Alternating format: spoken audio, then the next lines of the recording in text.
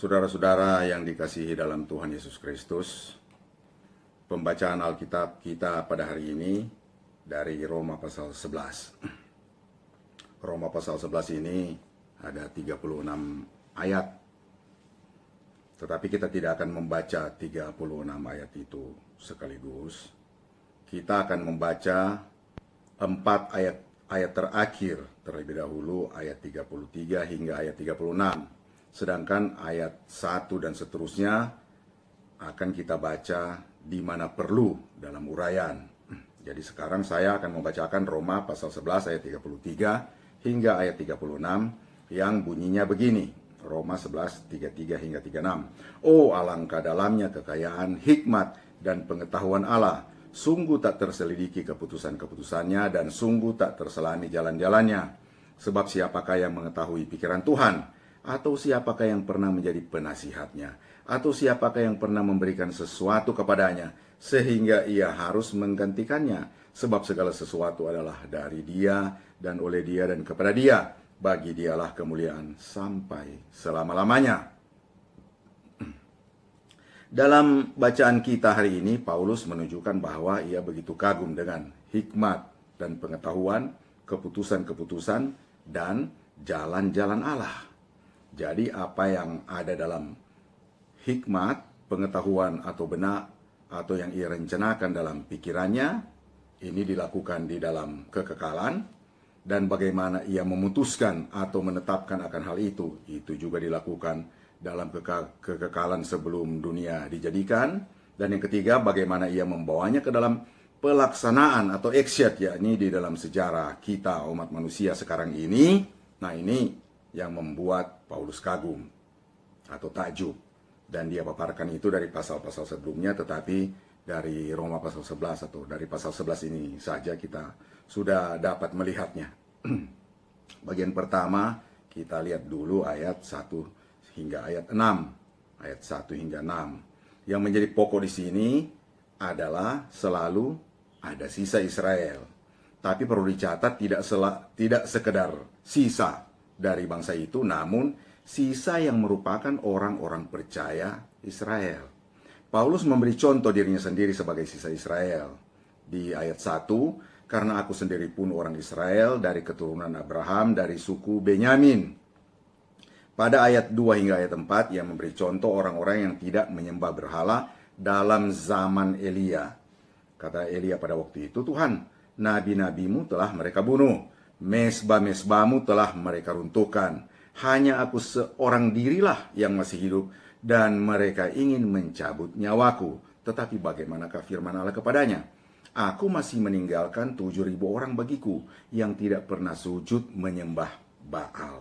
Nah, perhatikan bahwa sisa Israel yang Paulus maksudkan adalah sisa Israel secara jasmani yang percaya atau beriman, bukan asal sisa saja. Karena Tuhan selalu ingin membangun Israel baru dari sisa yang beriman atau percaya kepadanya. Jadi dari sisa yang sedikit tetapi beriman, ia memperbarui atau merestorasi Israel. Ya, kalau Tuhan membangun bangsa itu dari kelompok orang jahat penyembah berhala, tentu yang akan muncul adalah bangsa yang jahat dan penyembah berhala. Sisa Israel yang percaya ini bersama semua orang percaya lain disebut orang-orang terpilih, itu ayat 5 dan ayat 7, atau orang-orang pilihan. Nah, bagaimana sisa Israel yang percaya pada zaman sekarang menjadi orang-orang pilihan. Jadi ayat 5 dan ayat 6, demikian juga pada waktu ini ada tinggal suatu sisa menurut pilihan kasih karunia. Tetapi jika hal itu terjadi karena kasih karunia, maka bukan lagi karena perbuatan. Di situ dikatakan begitu. Kita yang percaya kepada Kristus adalah orang pilihan. Mengapa dikatakan orang pilihan? Karena setiap orang percaya sekarang adalah anggota tubuh Kristus. Di mana Kristus berada, di situ kita berada. Karena itu dalam Efesus 2 ayat 6 dikatakan bahwa kita telah dibangkitkan dan diberikan tempat bersama Kristus di surga. Orang Israel juga dapat menjadi orang pilihan dengan mengikuti cara sekarang, cara kasih karunia atau cara anugerah, bukan cara mereka dulu. Jadi ada perbedaan antara sisa Israel di zaman Elia dan sisa Israel pada zaman sekarang. Di zaman Elia, mereka berupaya atau boleh dikata bersusah payah melatih diri seumur hidup dari masih masa kanak-kanak hingga hari tua untuk mematuhi hukum Taurat. Itu latihan dan disiplin seumur hidup dengan usaha keras dan tekun yang sungguh-sungguh. Karena ternyata kan Paulus katakan, adanya hukum Taurat membuat pelanggaran makin banyak. Itu dalam Roma 5 ayat 28. Sehingga terjadi kondisi seperti yang dilukiskan dalam ayat 32 Roma 11 ini. Sebab Allah telah mengurung semua orang dalam ketidaktaatan supaya ia dapat menunjukkan kemurahannya atas mereka semua. Jadi Tuhan kurung semuanya, entah Yahudi dan bukan Yahudi, dalam ketidaktaatan supaya dapat dikasih anugerah sekaligus. Karena itu, cara yang sekarang, cara apa? Paulus katakan, cara kasih karunia alias cara anugerah. Jikalau orang Yahudi saja harus ikut cara anugerah, kenapa ada orang di zaman anugerah ini justru mau susah-susah mengikuti cara hukum Taurat? Dan lihat saja apa yang Paulus katakan kepada orang-orang Galatia yang mau kembali lagi ke hukum Taurat. Cuma diperlukan satu kata, bodoh. Sudah ada cara gampang, mau cari cara susah. Cara anugerah, cara simpel. Paulus dan Silas berkata kepada kepala penjara di Filipi dalam Kisah 16 ayat 31, percayalah kepada Tuhan Yesus Kristus dan engkau akan selamat, engkau dan seisi rumahmu. Bukan seisi rumah otomatis selamat, tentu saja. Sebab syaratnya kan ditulis di situ juga. Percayalah, seisi rumah itu harus diinjili dan menjadi percaya untuk selamat. Apa yang harus dipercayai? Nah ini harus diulang-ulang karena penting. Paulus juga katakan begitu. Yesus Kristus mati karena dosa-dosa kita. Jadi dia mati lantaran dosa-dosa manusia. Seharusnya kita yang dihukum, tetapi ia mengambil hukuman itu. Tetapi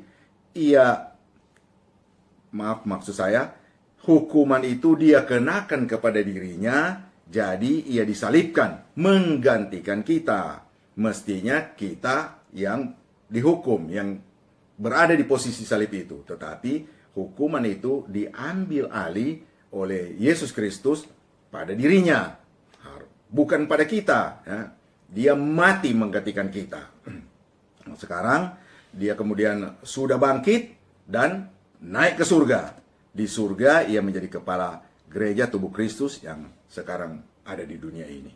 Nah, siapa saja yang percaya akan hal itu, artinya dia bukan mengerjakan sendiri keselamatannya, tetapi percaya pada apa yang sudah dilakukan oleh Kristus, sudah diambil alih oleh Kristus itu. Siapa yang percaya yang begini, ya, ia langsung dimasukkan oleh Roh Kudus ke dalam tubuh Kristus. Ia menjadi anggota tubuh Kristus dan terhitung sebagai orang pilihan. Nah, itu cara sekarang, cara anugerah. Penetapan mengenai orang-orang yang ada dalam Kristus ini sebagai orang pilihan dilakukan Allah sebelum dunia dijadikan. Jadi bukan sekarang. Sekarang ini pelaksanaannya, actionnya dalam sejarah manusia. Allah sudah tahu dari dulu siapa yang akan percaya dan siapa yang tidak akan percaya. Dan dia sudah buat ketetapan atau rencana dalam benaknya. Dia juga sudah tahu kalau Israel mau menyeleweng atau menjadi tidak percaya. Dia tahu kalau nantinya tinggal sedikit yang percaya. Dia pun menetapkan sebelum dunia dijadikan, dan kemudian dalam sejarah terjadilah demikian. Tetapi ada orang-orang yang mengatakan, tetapi kan Tuhan yang membuat seseorang percaya. Singkatnya, iman itu kan diberikan oleh Allah kepada orang itu. Memang iman adalah karunia Allah. Coba bagaimana seseorang bisa percaya? Dia kan harus mendengar firman Tuhan. Itu yang dikatakan dalam Roma 10 di pasal sebelumnya ayat 17. Nah, saya mau tanya, telinganya yang dia pakai untuk mendengar itu dari mana? Kalau bukan dari Tuhan. Nah, kemudian dia juga kan harus membaca firman, ya, sebelum dia percaya. Nah, atau pikirannya juga harus memproses. Nah, mata yang dia pakai untuk membaca, otak yang dia pakai untuk memproses sehingga dia menjadi percaya, itu dapat dari mana? Dari rumah sakit, dikasih orang kepadanya. Itu kan Tuhan yang taruh di situ ketika dia menciptakan orang itu. dia bisa mendengar firman Tuhan, bisa membaca firman Tuhan, bisa memproses di otaknya, dan menjadi percaya. Itu semua karena Tuhan saja. Jadi jangan bilang dari dirinya sendiri. Kalau bilang dari dirinya sendiri, ya itu kacang lupa kulit namanya. Jadi sebetulnya sesederhana itu saja ajarannya tersebut. Ya, pengertian bahwa itu adalah karunia Allah atau pemberian Allah, seperti yang sudah saya jelaskan tadi itu. Jadi bukan sistem bagi-bagi. Nah, cuma memang ada orang yang suka jelaskan bikin rumit. Karena kadang-kadang juga orang banyak menyangka bahwa yang rumit itu pasti lebih baik atau lebih benar caranya. Nah, memang kadang-kadang ada, tetapi tidak harus begitu kan. Nah, coba kalau misalnya sekarang mengikuti cara yang rumit, balik aja ke hukum Taurat, ikuti cara yang rumit itu. Ya kan? Malah dikutuk oleh Tuhan. Dan soal percaya ini dari dulu hingga sekarang selalu disuruh. Percayalah, orang itu harus action, bertindak untuk percaya. Saya belum pernah membaca dalam Alkitab orang Israel atau bukan Israel disuruh nabi atau rasul setelah ia memberitakan firman itu kepada orang itu, atau dalam pemberitaan firmannya dia katakan, tunggu ya, nanti Tuhan kasih iman kepadamu. Atau mungkin bertanya, oh kamu sudah punya iman nih, saya beritakan karena kamu sudah punya iman. Nah, tidak ada yang seperti itu. Orang itu disuruh, mereka menyuruh orang itu untuk percaya. Kalau tidak percaya dimarahi, dikutuk.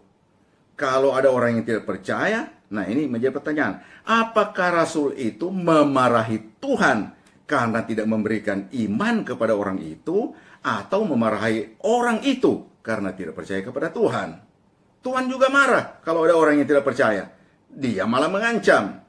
Kalau ada yang tidak percaya, kutuk. Kalau percaya, berkat. Dan dia buktikan itu dalam sejarah. Kalau memang Tuhan membagi-bagi iman begitu saja, kenapa dia harus marah kalau orang tidak percaya atau beriman? Kenapa bukan marah pada dirinya sendiri?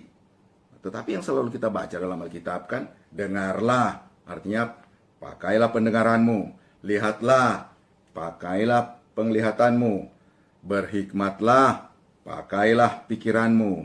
Artinya jangan bebal, karena semua sudah dikasih Tuhan, apalagi yang kurang.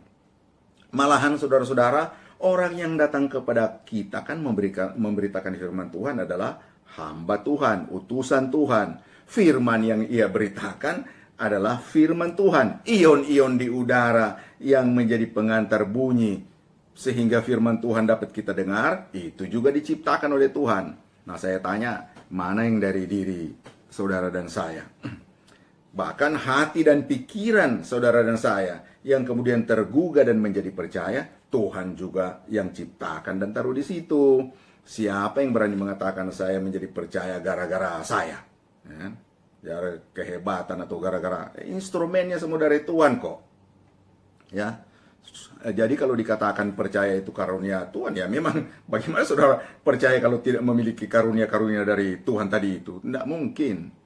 Jadi anugerah memang benar dari Tuhan, percaya karunia apa itu sehingga menjadi bisa percaya kepada Tuhan, ya memang karunia Allah itu sehingga bisa demikian. Sehingga dikatakan jangan ada yang memegahkan diri. Nah, siapa apa itu barangkali yang belum paham maksudnya Efesus 2 ayat 9 itu sebetulnya maksudnya. Memang kadangkala dikatakan Tuhan mengeraskan hati orang. Misalnya Firaun kalau dalam kitab Roma ini, dalam Roma 1 ayat 26 dikatakan Tuhan menyerahkan.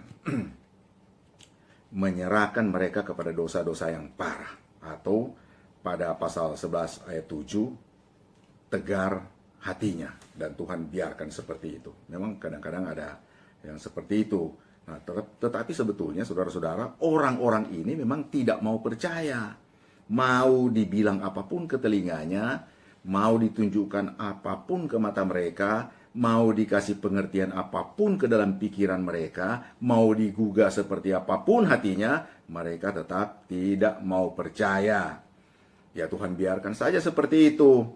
Tinggal menunggu waktunya untuk dihukum, malah dikeraskan dulu hatinya kalau perlu. Nah, Seperti yang kita lihat kan beberapa kasus seperti itu.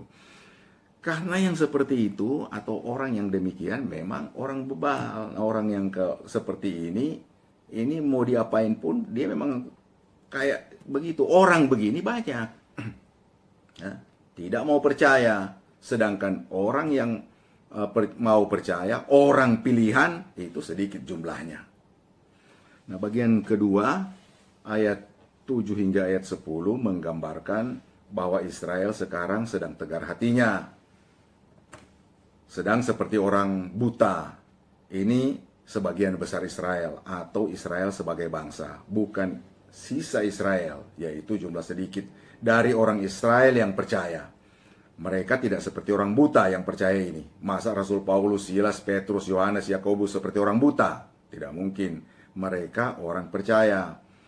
Dengan Petrus, Yohanes, dan kawan-kawan mereka yang disebut atau yang Yesus sebut kawanan kecil dalam Lukas 12 ayat 32, Israel baru nantinya akan dibangun oleh Allah.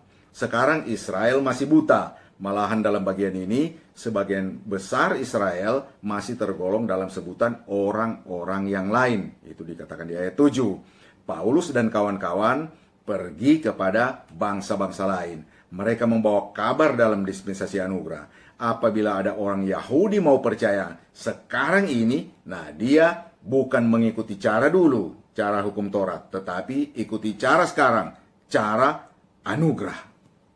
Bagian ketiga, ayat 11 hingga ayat 15. Dalam bagian ini terlihat Allah begitu mengasihi Israel. Itu dilukiskan dengan kata cemburu pada ayat 11 dan ayat 14. Dalam sejarah memang demikian. Ia mengasihi Israel sehingga mau selalu berada di tengah Israel. Ia bikin kemah di tengah bangsa itu di gurun pasir antara Mesir dan tanah Kanaan. Waktu bangsa itu sudah mapan di Kanaan, Allah punya rumah di tengah bangsa itu. Makanya lihat Yesus. Dia paling suka berada di rumah itu. Dicari-cari Maria dan Yusuf. 3 hari, taunya ada di rumahnya. Orang-orang di situ tidak tahu kalau anak itu tuan rumahnya. Mereka heran saja, dia cerdas, tahu sekali hukum mereka. Ya memang hukum itu kan dia yang kasih kepada mereka. Masa dia nggak hafal? Tanya Maria kepada Yesus pada waktu itu, kamu ini kenapa bikin kami cemas? Yesus menjawab, memangnya kalian nggak tahu kalau ini rumah papa saya? Itu waktu ia masih berumur 12 tahun. Namanya Immanuel, Allah beserta umatnya. Ia bermain bersama anak-anak Yahudi, ia makan bersama umatnya, makanan yang mereka makan. Ia bertukang dengan mereka, ia menyanyi, tertawa, lapar, haus, sedih, gembira bersama mereka. Karena ia manusia 100%, tapi ia juga Allah 100%. Dikubur Lazarus, ia berteriak, Lazarus, mari ke sini, keluar. Itu dalam Yohanes pasal 11. Lazarus berjalan keluar, hidup, normal. Kain kapan masih lengket di badannya. Siapapun yang melihat itu pasti kaget. Nah, tidak usah Yesus. Dia kan memang Tuhan. Muridnya Petrus yang mantan nelayan itu. Dalam Kisah 5 ayat 15 hingga ayat 16 dikatakan, bahkan mereka membawa orang-orang sakit keluar ke jalan raya dan membaringkannya di atas balai-balai dan tilam, supaya apabila Petrus lewat, setidak-tidaknya bayangannya mengenai salah seorang dari mereka. Dan juga orang banyak dari kota-kota di sekitar Yerusalem datang berduyun-duyun serta membawa orang-orang yang sakit dan orang-orang yang diganggu roh jahat. Dan mereka semua disembuhkan. Nah, saya ulangi yang terakhir itu. Dan mereka semua disembuhkan. Kalau yang kayak begini masih ada sekarang, COVID-19 ini tidak akan lama. Coba, ada berapa banyak ribu orang yang terjangkit? Nah, jejerkan saja di jalan-jalan seperti pada masa Petrus ini. Bawa saja, kalau andai kata Petrus masih ada, bawa saja dia kemana-mana. Naik pesawat, ya kan, di kota-kota, jejerin manusia yang kena COVID-19 ini di jalan-jalan. Nah, pasti masih pasti semua akan disembuhkan. Nah, barangkali juga penyakit itu masih di Wuhan, China sana, sudah dicegat. Nah, sekarang sebetulnya orang-orang yang bilang punya karunia dari Tuhan langsung untuk menyembuhkan sekarang ini sebetulnya kesempatan. Nah, coba tahan COVID-19 ini. Coba pergi cari sentral-sentral di mana orang-orang dirawat sekarang ini. Saya pengen tahu apakah mereka benar-benar bisa menyembuhkan, di mana mereka itu. Nah, sekarang sudah lain zamannya atau dispensasinya. Itu masih di dispensasi Taurat, masih dengan orang-orang Yahudi yang memang menyenangi tanda-tanda. Tetapi sekarang kita dispensasi yang lain. Kita menjadi percaya bukan gara-gara tanda-tanda. Kita mendengar lalu mengerti, maka kita percaya. Di zaman Taurat, ya, orang-orang Israel tiap kali ada nabi, ada rasul, mereka selalu bertanya, apa tandanya? Nah, kita kan tidak bertanya seperti itu sebetulnya. Jadi ketika dispensasi beralih dari hukum Taurat ke dispensasi anugerah sekarang ini, nah, lama-lama terjadi peralihan. Lihat Paulus. Mula-mula dia juga bisa melakukan mujizat yang luar biasa. Malah sapu tangan dan kain, katanya yang punya, dibawa aja kemana-mana, ke ke orang-orang yang sakit itu, mereka bisa sembuh. Tapi lama-kelamaan coba, dia juga tidak bisa. Kawannya Timotius yang sakit, dia suruh minum anggur. Kenapa nggak kirim sapu tangan? Nah, yang begini bisa dijelaskan dalam kalau kita belajar mengenai dispensasi. Nah, kalau tidak belajar dispensasi, ya pasti ngawur terus. So nabi, so rasul. Nah, sekarang tidak ada lagi karunia seperti itu. Makanya ajaran anugerah ini sebetulnya sudah paling bagus. Nah, kita kembali ke bahan kita tadi.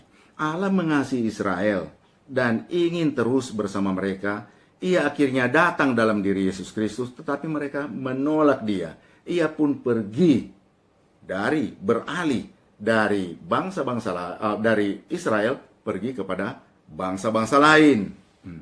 Nah, sehingga memungkinkan orang Itali, orang Spanyol, orang Turki, orang Indonesia, orang China, orang siapa saja, bangsa mempunyai kesempatan untuk selamat. Kita semua bisa selamat.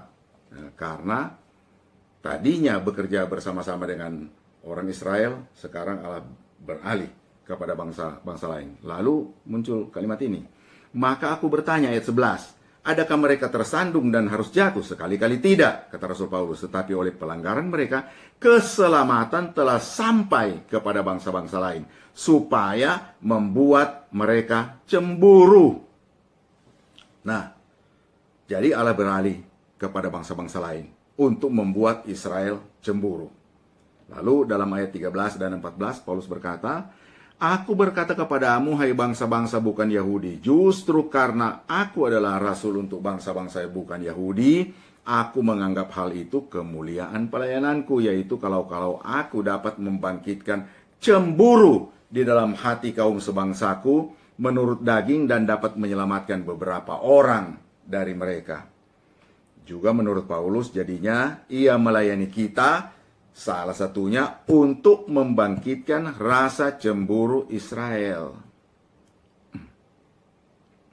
Nah, dalam Roma 11 ayat 12, sebab jika pelanggaran mereka berarti kekayaan bagi dunia, dan kekurangan mereka kekayaan bagi bangsa-bangsa lain, terlebih-lebih lagi kesempurnaan mereka. Nah, jadi dikatakan, sedangkan Israel menolak Tuhan, kita dapat berkat. Apalagi kalau ia terima Tuhan. Nah, jadi kan padahal skenarionya kan Israel menerima Tuhan dan menjadi berkat bagi seluruh dunia.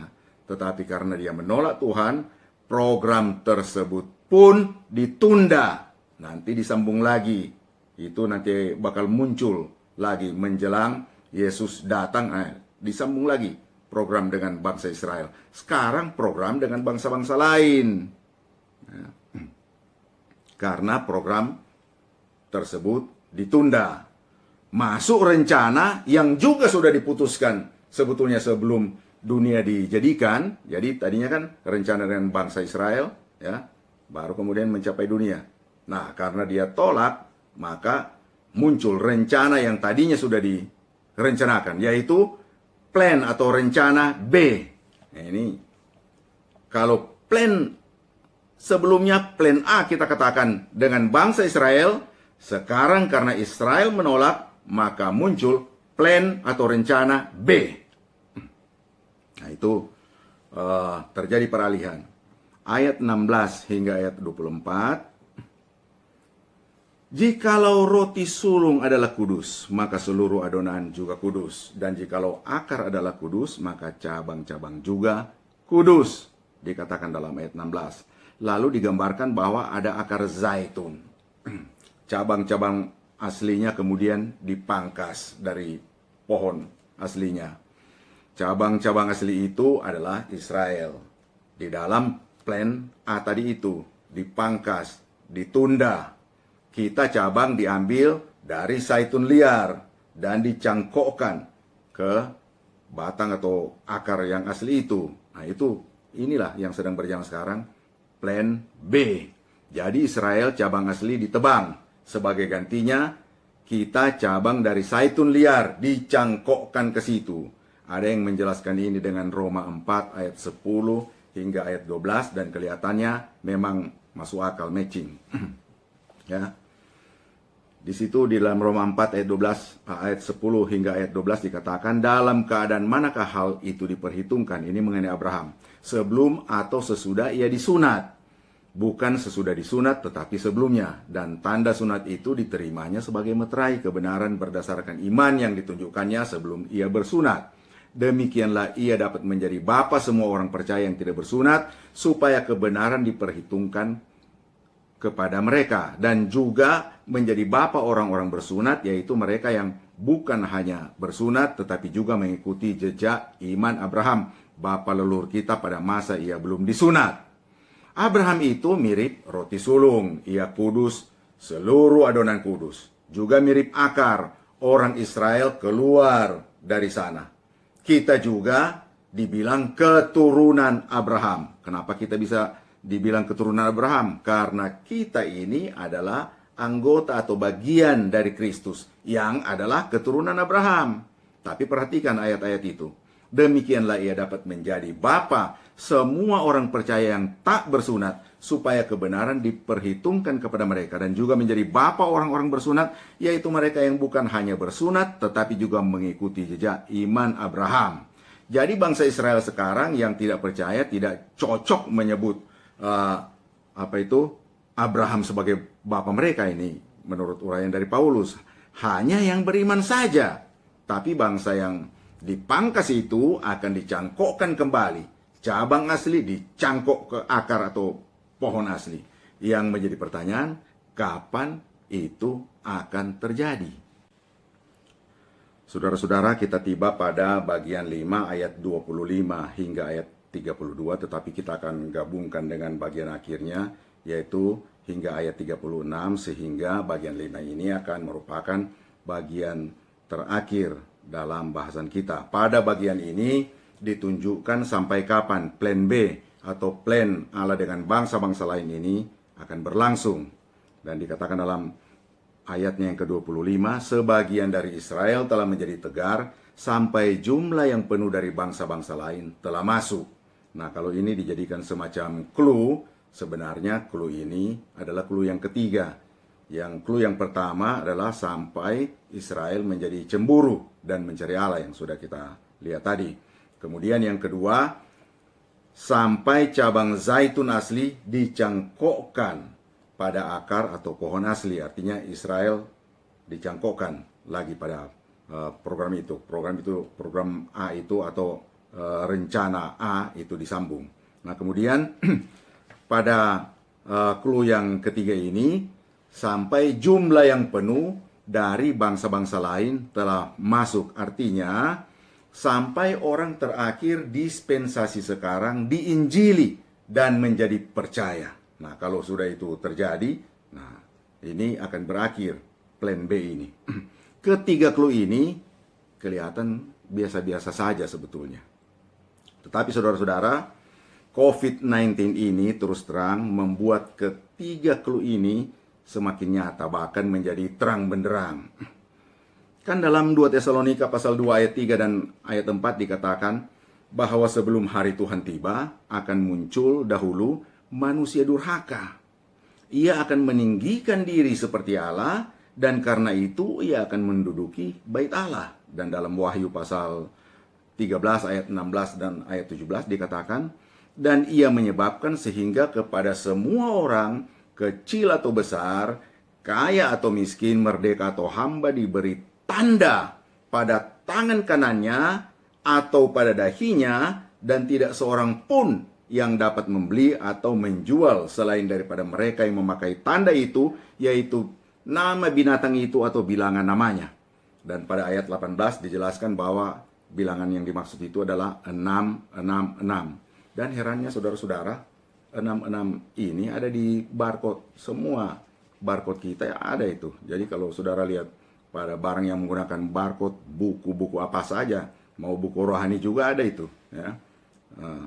Yang 2 garis tipis-tipis di pinggir itu, di paling ujung, nah itu nilainya 66. Dan di tengah juga ada yang sama dengan itu, di semua barcode kayak gitu. Ya. Ada 2. Nah itu juga nilai 6. Jadi saudara lihat nih, 666. Itu dari tahun 80-an orang sudah bicara dan bahkan protes tentang itu, tapi ya sampai sekarang kita masih pakai yang seperti itu. Nah, yang digambarkan dalam Wahyu pasal 13 ayat 16 dan ayat 17 itu yang nanti akan terjadi di masa 7 tahun sengsara ketika Tuhan beralih lagi ke rencana A dengan bangsa Israel, tetapi memasuki masa sengsara. Tetapi sebelum masuk ke masa itu, dikatakan bahwa gereja sekarang ini, tubuh Kristus sekarang ini akan diangkat oleh Tuhan, bertemu dengan Tuhan di angkasa dan bersama dengan Dia selamanya, ya tentu di surga yang kekal. Nah, tetapi saudara-saudara, sistem online yang sudah kelihatan akan diterapkan pada Wahyu pasal 13 ini, ya, saudara baca, itu cuma online yang memungkinkan itu terlaksana. Nah, sistem online itu, ya, kelihatannya entah sengaja atau tidak sengaja sedang mengalami persiapan sekarang ini, ya. Sebelumnya belum mencakup seluruh dunia, masih parsial. Tetapi kalau kita lihat sekarang, ya terpaksa kan semua orang harus online, ya kan? Nah, coba entah di desa, entah di kota, kalau anak-anak sekolah itu, ya mereka tidak online, ya kan? Bagaimana bisa sekolah? Apalagi sekarang pembatasan ketemu dengan orang, ya kan? Bagaimana bisa? Ponakan kami mengikuti ujian sekolah, dia ikuti dari rumah secara online, ya. Nah, tetapi kalau tidak bisa online, ya tidak bisa, sulit sekali mendapatkan pelajaran sekolah. Begitu juga orang bekerja. Nah, semua kawan-kawan kita atau bahkan kita yang bekerja, kita juga kan bekerja dari rumah sekarang ini, gereja dari rumah, ya kan, semua serba online. Nah, ini terjadi karena terpaksa, ya, karena adanya physical distancing ini atau social distancing. Nah, tidak peduli saudara itu orang percaya atau tidak percaya, kecil, besar, miskin atau kaya, seperti ayat tadi katakan, terpaksa harus online, harus punya ID online, dan ada kebiasaan baru, ya, mau masuk kompleks, kantor, naik kereta api, bus, dari satu wilayah ke wilayah yang lain, itu harus scan dahi dulu, ya kan, scan jidat, ya, atau orang Manado bilang testa, ya. Hampir semua desa, barangkali semua desa sudah memiliki scanner itu, karena kan orang mau masuk ke mereka scan dulu, lalu kemudian disuruh untuk karantina, ya kan. Nah, kalau persiapannya kelihatan sudah hampir rampung begini, ya saya kira kita siap-siap saja, ya kan? Karena sebelum ke situ, ingat, gereja tubuh Kristus akan terangkat duluan ke surga. Waktu 2 tahun lalu saya khotbah di Pangerolong, Siau. Saat itu ada Rakerwil GAA, ya, wilayah Sulut Gomau. Saya berkhotbah mengenai mencintai diri dan hamba uang dari 2 Timotius pasal 3. Satu perikop itu sebetulnya, tetapi yang mengenai cinta diri dan hamba uang itu yang di ayat 2. Nah, waktu itu saya tunjukkan uang Romawi, ya kan, itu kayak gini nih, dari zaman Romawi itu modelnya udah mirip-mirip itu. Kemudian dalam zaman kolonial, nih, sampai sekarang kita pakai uang ini, ya kan? Lalu kemudian muncul mata uang baru, ya kan? Nah, yang kayak begini, ini zaman modern, sampai sekarang ini banyak sekali penggunaannya, ya kan? Nah, setelah itu, apa uang kita? Ya kan, waktu di Pangirolong itu, ya, saya tunjukkan ini uang kita sekarang, kan ini, ya kan? Jadi coba saudara mau belanja apa saja di sini bisa, ya kan, beli kacamata, beli kemeja, dasi, mau bayar uang sekolah, ya, mau dapat gaji lihat dari sini. Saudara mau bayar sesuatu, bayar air, PAM misalnya, ya, semua serba menggunakan HP. Pagi, siang, malam, ya kan? Kita dengan benda ini, apalagi dalam zaman apa itu hari-hari di mana kita ter-lockdown di rumah seperti sekarang ini, ya kan? Nah, saudara-saudara, dan saya lihat, ya, kalau kita lihat di YouTube, coba saudara buka YouTube. Ini yang kayak begini kan model masih seperti ini. Rupanya sekarang sudah ada model yang bisa dilingkarin di tangan seperti ini.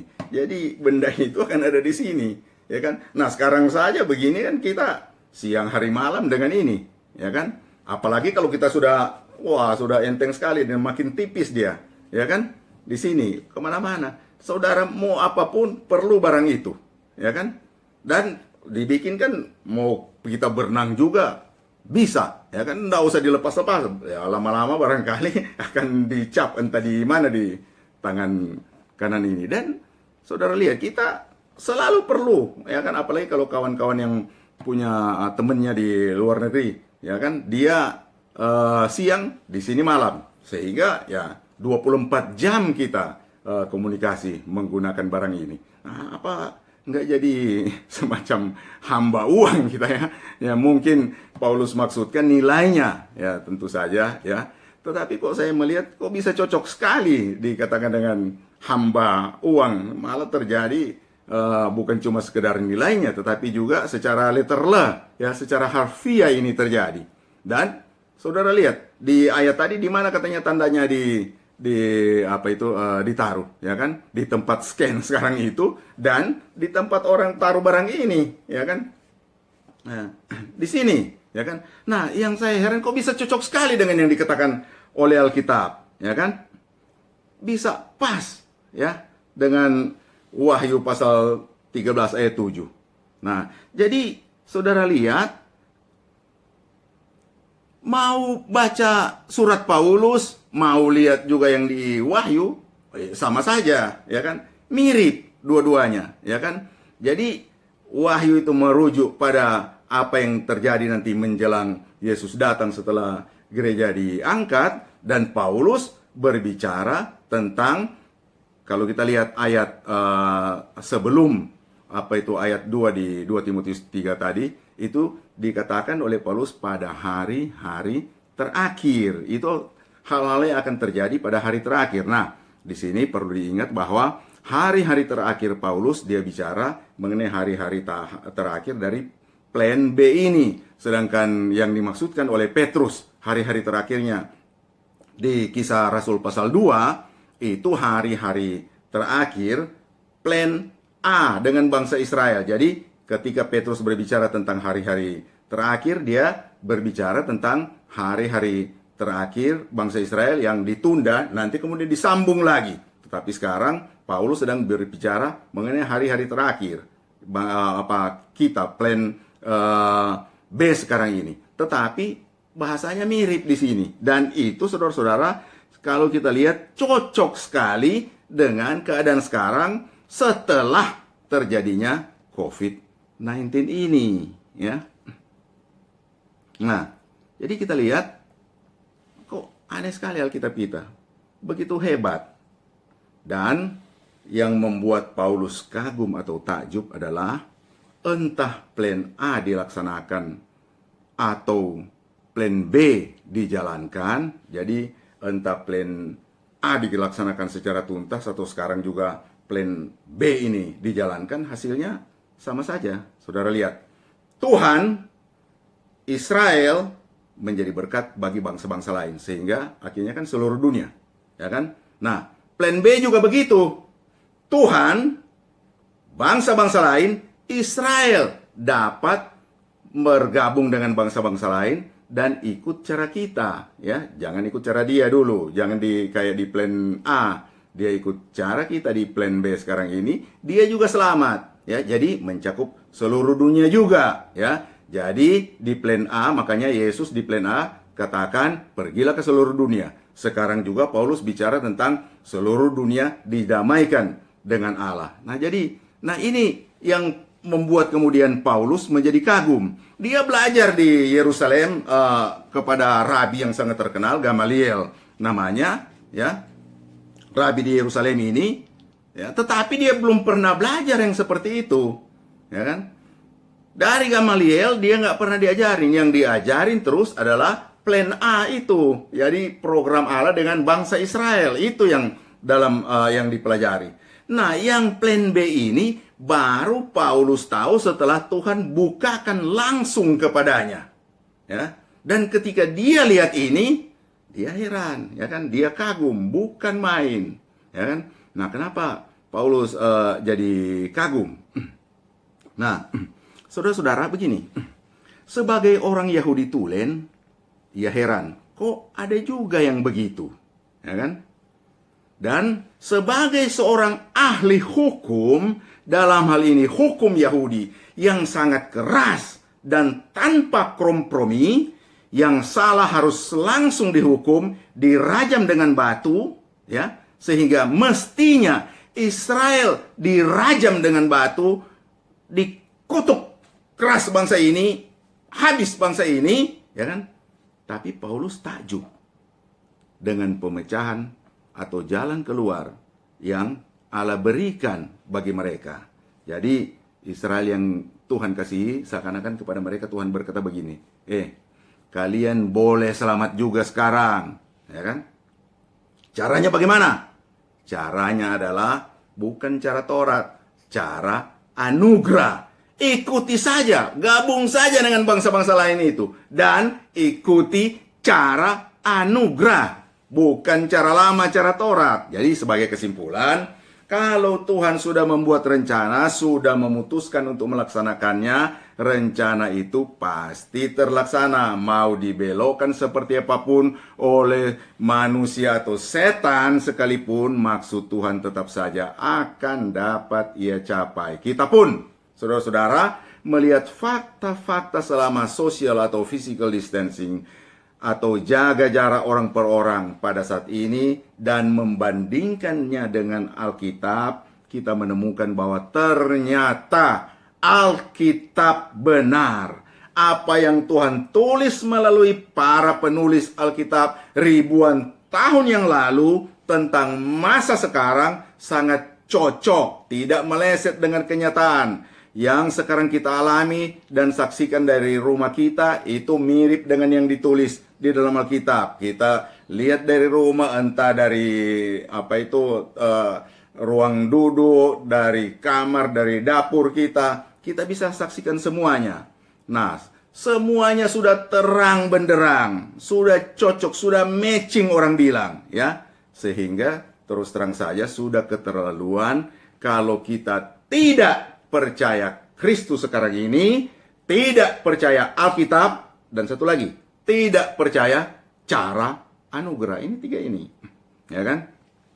Sebab kata Paulus pada bagian akhir, segala sesuatu adalah dari Dia dan oleh Dia dan kepada Dia. Bagi Dialah kemuliaan sampai selama-lamanya. God bless you. Mari kita berdoa. Kami bersyukur kepadamu ya Tuhan, karena kami telah belajar dari firman-Mu. Biar kiranya berkat-berkat yang kami peroleh dari pelajaran dari firman-Mu ini boleh menjadi bagian dalam hidup kami sehari-hari. Terpujilah dikau Allah dalam nama Tuhan Yesus Kristus, Tuhan dan Juru Selamat kami. Amin.